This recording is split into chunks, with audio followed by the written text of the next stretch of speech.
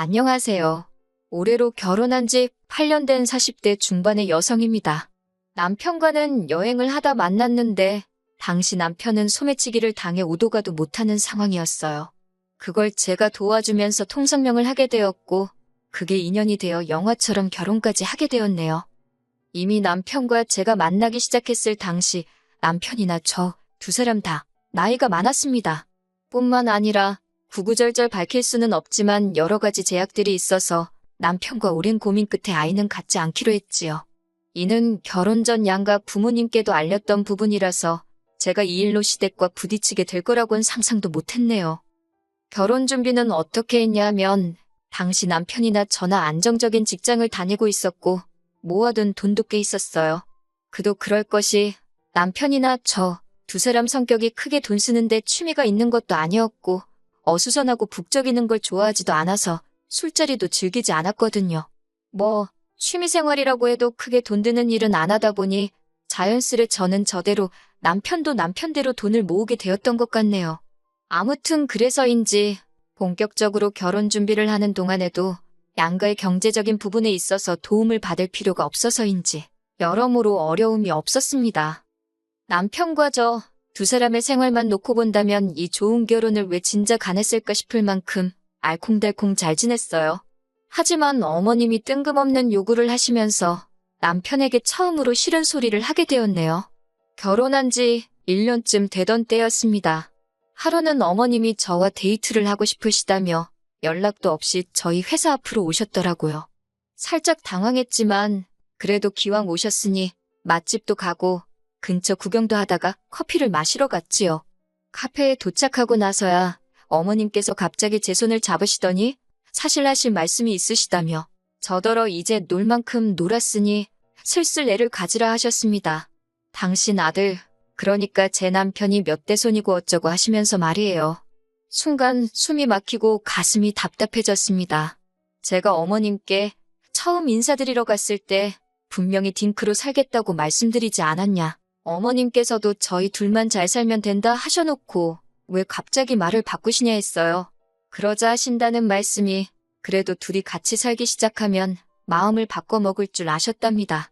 그러면서 당신 주변 분들은 이제 손주 크는 거 보는 재미로 산다는데 당신은 어디 가서 할 말도 없고 기가 팍 죽는다면서 요새 사는 재미가 없으시대요. 이러다 하루아침에 당신과 아버님이 콱 죽기라도 하면 저희더러 미안해서 어쩌려고 그러냐고요. 어머님의 궤변이 솔직히 너무 황당했어요.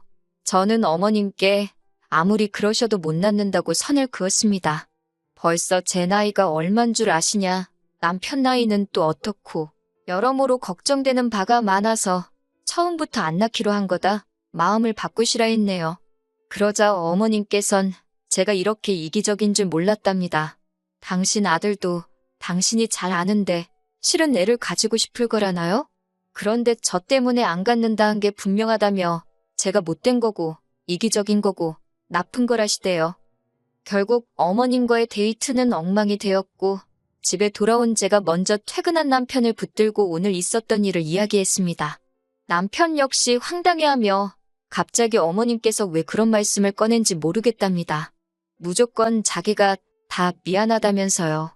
그리고는 한 번만 더 또 그런 식으로 말씀을 하시면 그냥 남편인 자기한테 문제가 있다고 그러랍니다. 아들이 문제 있다는데 어쩌시겠냐고요. 그러면서 제가 원하면 당장이라도 어머님께 전화해서 따지겠다는데 그건 제가 말렸어요.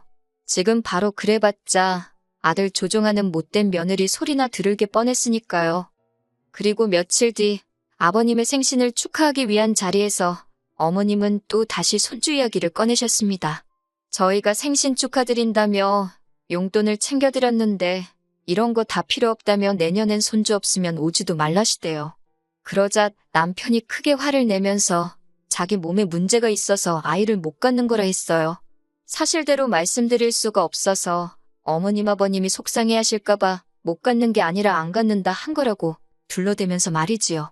이땐 어머님뿐만 아니라 아버님까지도 크게 충격을 받으신 눈치라서 괜히 제가 다 죄송해지더라고요.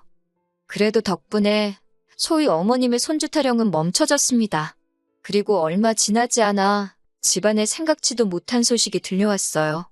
신우가 시집을 가겠다며 남자를 데리고 왔거든요.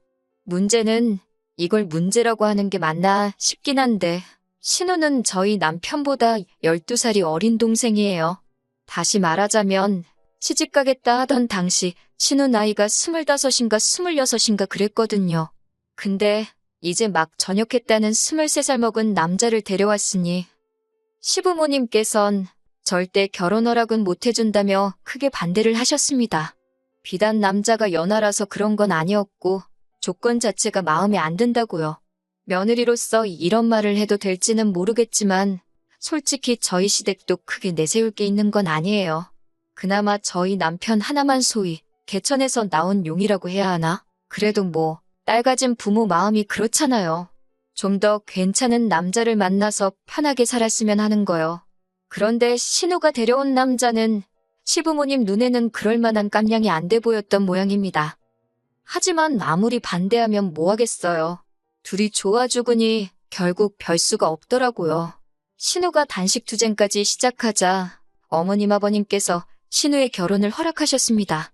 그런데 어이없게도 신우의 결혼 이야기가 진행되고 얼마 되지 않았을 때 저희를 부르시더니 돈 좀 보태달라 하시대요.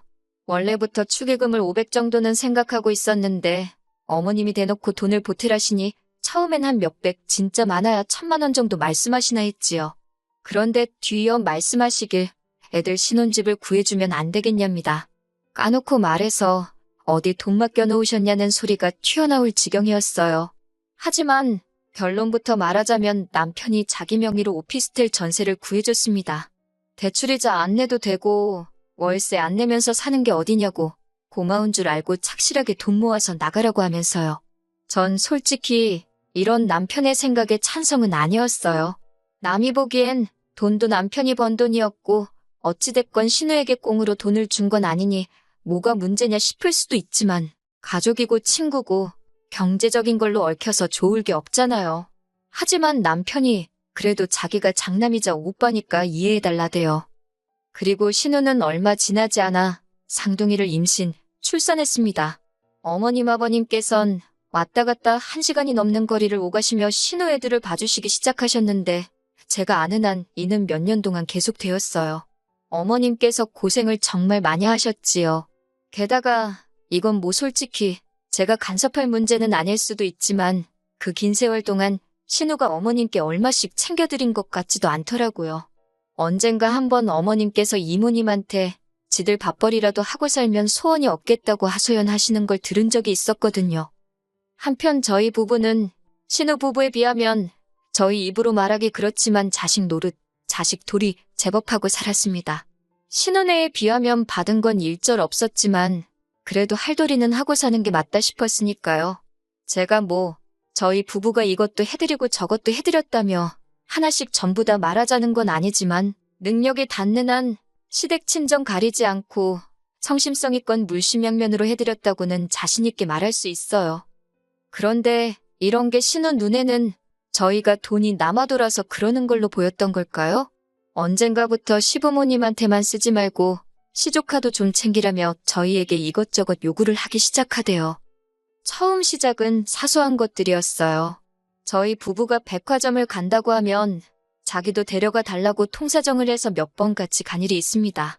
그러면 여지없이 아동복 코너라던가 그런 곳을 돌면서 이것도 예쁘다 저것도 예쁘다 하며 삼촌이 사주면 안 되냐, 외숙모가 사주면 안 되냐. 처음엔 어린 신우의 철없는 땡깡 정도로 생각하고 한두 벌 사주고 그랬어요.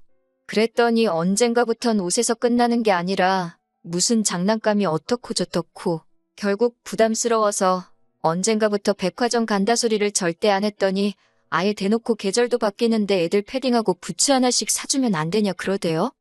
이뿐만이 아니었습니다. 어떻게 보면 제가 이렇게 사연을 쓰게 된 결정적인 이유이기도 하지요. 저희 남편이 내년 봄에 주재원으로 미국에 가게 되었거든요. 저는 당분간 쉰다는 생각으로 회사를 관두고 따라갈 예정이고요. 그런데 이 소식을 들은 신우가 자기 애들을 데리고 가달랍니다. 어린 나이에 영어를 배울 수 있으니 얼마나 좋은 기회냐면서요. 시부모님까지 나서서 어차피 저는 미국에 가서 따로 일을 할 것도 아니지 않냐며 놀면 뭐하냐고 조카들 좀 데리고 가라는데 진짜 어이가 없더라고요. 그러자 남편이 신우더러 한 달에 얼마씩 줄 거냐 묻대요. 생각지도 못한 남편의 말에 저 사람이 무슨 소리를 하는 건가 싶어서 가만히 냅둬봤어요. 신우가 돈을 줘야 되냐고 반문하니 남편이 남의 집에 애를 맡기면 돈을 주는 건 기본 상식 아니냐 받아치대요. 애는 목공으로 크냐고 애 먹고 자고 쓰는 거 거기다 네 언니가 애 봐주는 비용까지 해서 한 달에 한 400씩 보낼 수 있냐고 그러는 거예요. 신우 사정 뻔히 아는 사람이 왜 저런 소리를 하나 싶어서 어이가 없기도 하고 동시에 마음에 쏙 들더라고요. 우리 남편 잘한다. 마음속으로 응원을 했다니까요. 그랬더니 어머님께서 남편더러 지정신이냐고 화를 내셨습니다. 어차피 너네는 애도 없으면서 돈 쓸 데가 어디 있다고 어린 여동생한테 돈을 달라 소리를 하냐고요. 그러면서 하시는 말씀이 그렇게 돈 모아서 죽을 때 머리에 지고 갈 거냐고. 그런데 신우가 하는 말이 더 가관이에요.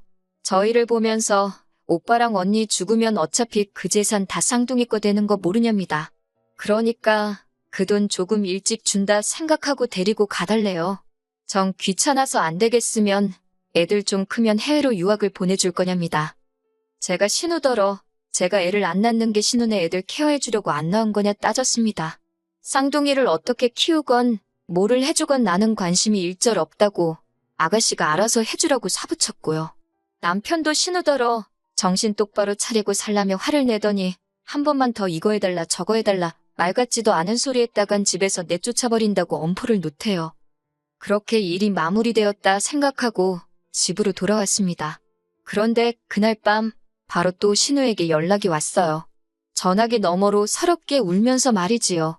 모르는 사람도 돕고 사는 세상인데 하나뿐인 조카들한테 뭐 좀 해주는 게 아깝냐고.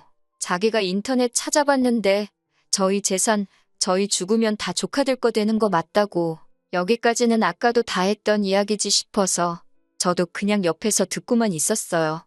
그런데 신우가 마지막으로 한 말이 아주 충격적이었습니다.